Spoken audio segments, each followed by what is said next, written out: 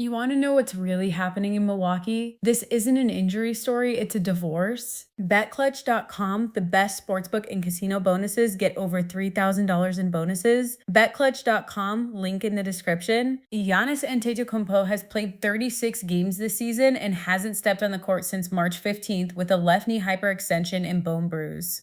The NBA is now officially investigating the Milwaukee Bucks for player participation policy violations, and pay attention to this phrase, inconsistent statements about health.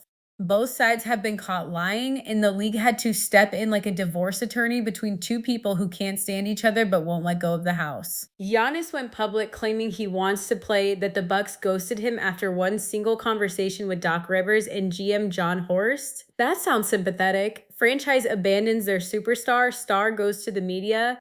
But then the NBA drops the real story. The Bucks did schedule 3-on-3 scrimmages to test his knee, and Giannis declined to participate. You don't get to say, I want to play, and then refuse a pickup game. You don't get to play the victim and then dodge the work. Now, I know what the honest defenders are going to say. The Bucks are the real villains because they want to tank. And honestly, they're not wrong. Milwaukee is sitting at 31-47, already eliminated from the playoffs, sitting at 3% lottery odds with everything to gain from a top draft pick.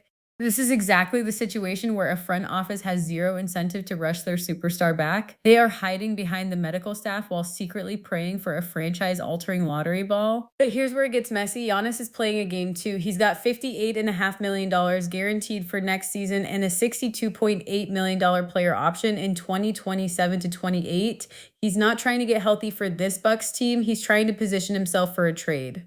Think about a bad marriage where both spouses stay for the money and the house, leaking grievances to their friends instead of actually talking to each other. That's Milwaukee right now. This standoff is a negotiation disguised as a medical drama. Let's talk about Doc Rivers because his fingerprints are all over this disaster. The man just got inducted into the Basketball Hall of Fame, legitimately earned great career championships. But right now, he is presiding over one of the most dysfunctional franchise situations in modern NBA history. Doc apparently had one conversation with Giannis about his knee, went radio silent, and let the situation rot to the point where the NBA had to open a formal investigation.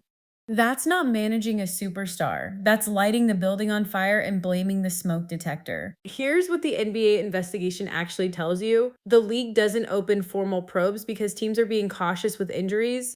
They investigate when stories don't add up, when what you tell the league office doesn't match what your player tells the media, doesn't match what actually happened in practice.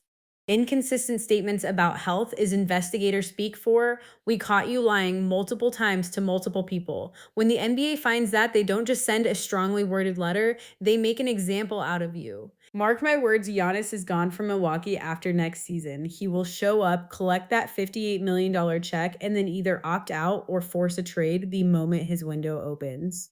This isn't a player trying to rehabilitate his relationship with the front office. This is a player counting down the days until he can leave on his terms. The Bucks should stop the charade, accept the rebuild, and let Giannis go somewhere that actually wants to compete.